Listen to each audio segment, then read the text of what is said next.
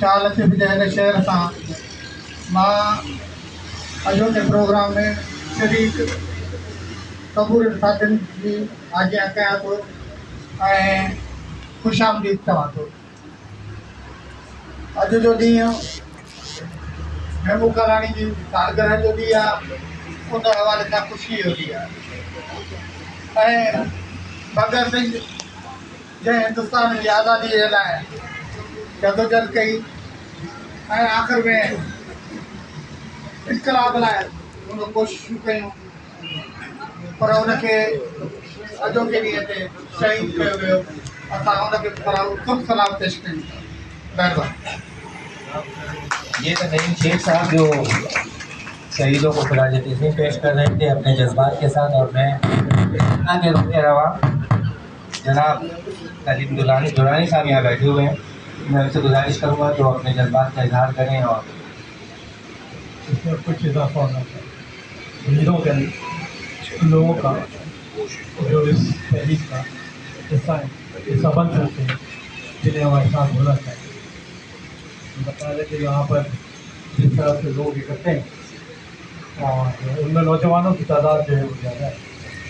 जिन लोगों ने एहतमाम किया है, नौजवानों को अपने सफ़र में शामिल किया है, उनको मैं राजे तहसीन पेश करता हूँ।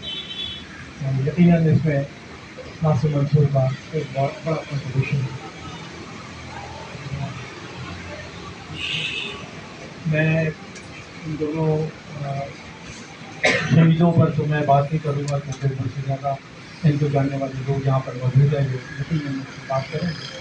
लेकिन मेरी यही एक ख्वाहिश होगी कि यहाँ पर जो नौजवान लोग यहाँ बैठे हैं, मुझे महसूस ही हो रहा है कि वो ज़्यादातर मेहनत कर तबके से ताल्लुक़ रखते हैं, चाहे वो मर्द हो चाहे वो ख़वातीन हो, वो इस तहरीक का एक भरपूर हिस्सा होंगे।